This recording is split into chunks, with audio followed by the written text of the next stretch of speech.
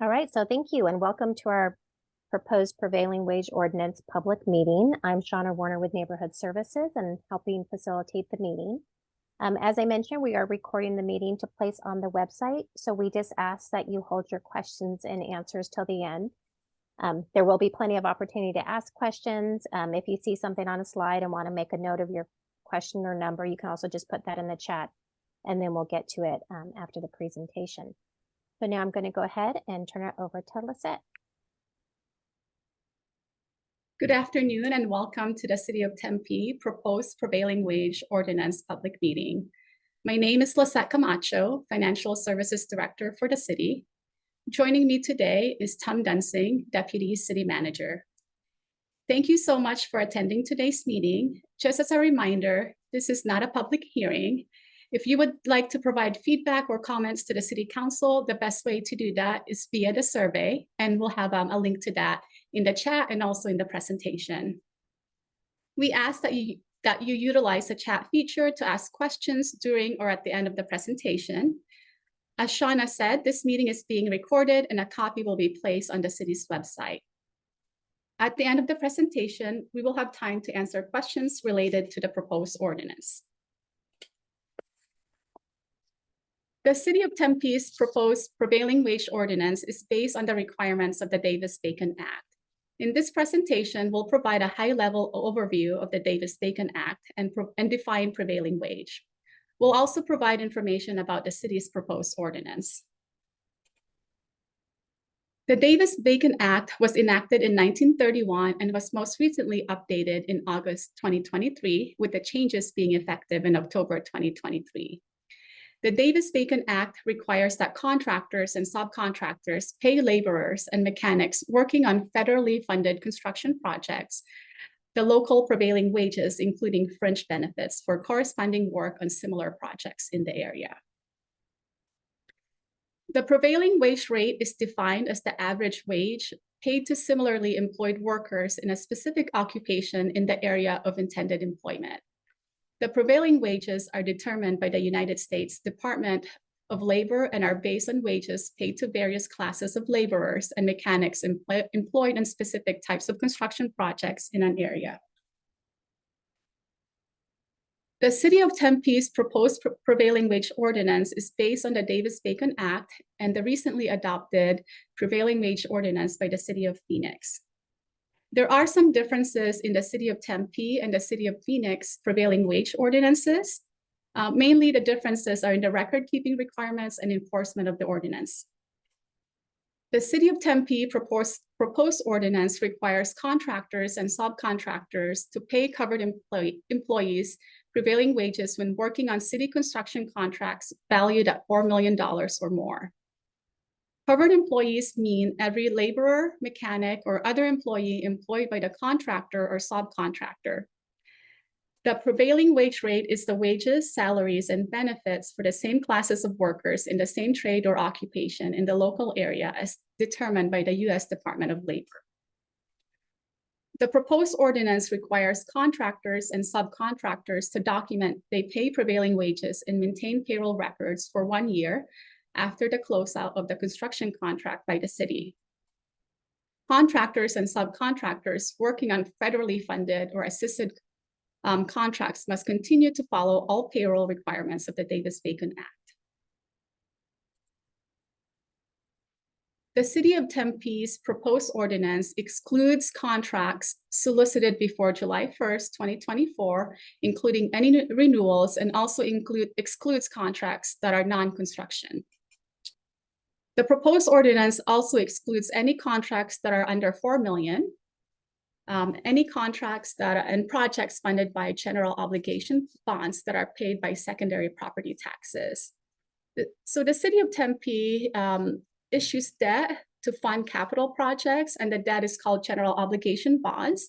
Those are authorized by the voters and paid by secondary property taxes. And as I said earlier, those types of contracts will be excluded from the ordinance.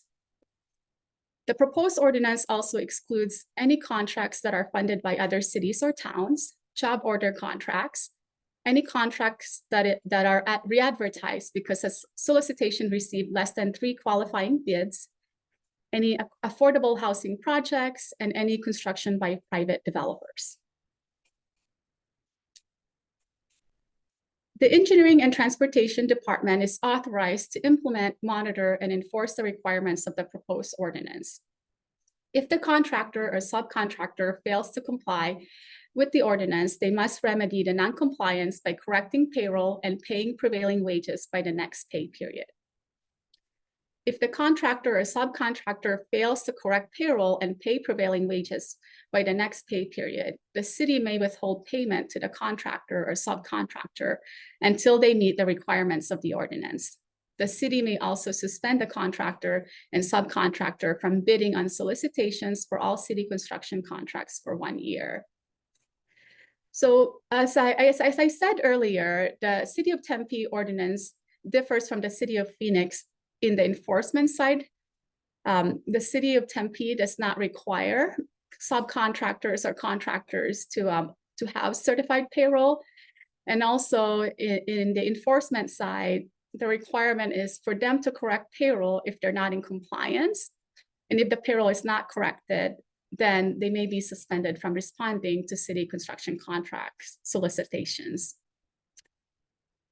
As far as the next steps, we're having another public meeting in person today at the Tempe Library at 6 p.m. We'll continue to have stakeholder meetings, and the survey is open from today until February 25th. You see the link to the survey, and it's www.tempe.gov//forum. That concludes our presentation, and we'll be happy to answer any questions that you may have.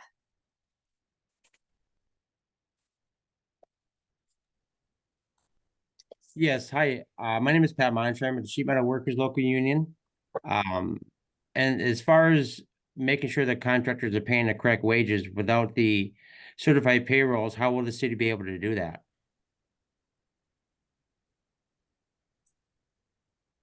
The subcontractors or contractors could provide their payroll records. So a detail, so paycheck stub would work.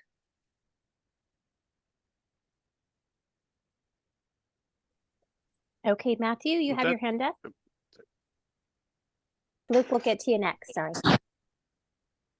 Yes, I'd like to elaborate more on that.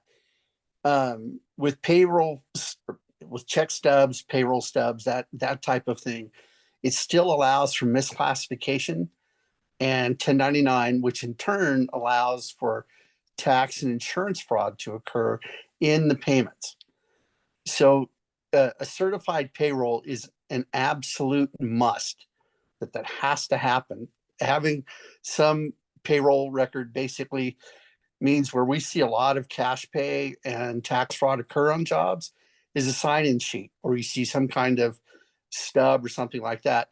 So without an actual certified payroll, and with the Department of Labor certifications needed that the people that are doing the work are actually qualified to do the work, is again an absolute must. Because in a nutshell, the contractors aren't really concerned about, or I should say the bad players, the bad contractors aren't really concerned about paying a couple dollars more an hour. The issue is the associated accountability that comes with it. That's the main issue. We ran into this in Phoenix. The city manager there definitely took the information we provided. When you don't have a certified payroll, he took that to heart and made sure that that was a mandated aspect of the City of Phoenix's ordinance. So thank you. Thank you for your input. Luke, you can go ahead if you had a question. Thank you, Shauna and Lizette. I guess the question that I would be putting is in terms of the process for next steps. I understand this is draft language and there will be time to make amendments, because I can say right now, I'm here representing the Arizona Building and Construction Trades Council. The Building Trades Council is not going to be able to support this ordinance in its current form. So, I can fill out the online survey if that's the preferred channel to make comments, but I would like to know, just as a question today, what are the next steps? When will this come before council, and when will we have the final language the council will be considering? So the next steps will be to gather the input we received from the survey and share that with the city council. At that point, they'll decide on whether or not this is something they want to move forward. And Lisette, I'll add just a little bit. And we've got Clarence Matherson from the city attorney's office as well. There's been nothing agendized at this point, other than the direction to go out and get public input. And then based on that we will provide that public input to the council. And then at that point, we will take direction on whether or not they want us to agendize this in a public meeting or what the next steps are. So there hasn't been anything agendized at this point. All right, thank you. I will fill out the survey, and we'll look forward to working with city staff on the language going forward. Thank you. And Luke, you'll see on the survey as well, if you put an email, we'll do any next steps. If it does move forward, it'll be communicated, but you can add your email to be added to a list so that you get that directly as well. Very good. Thank you. And so anyone else, if you have questions, feel free to put them in the chat, or you can raise your hand or come off mute. Just a comment for Tom. Tom, if at all possible, please reach out to Phoenix City Manager Barton and confer with him on how they developed and came up with their more defined, especially enforcement and accountability language. Okay. Thanks, Matt. And again, please, it's very helpful if you add that to the chat as well, or not add it to the chat, add it to the feedback as well. So, but thank you. Will do.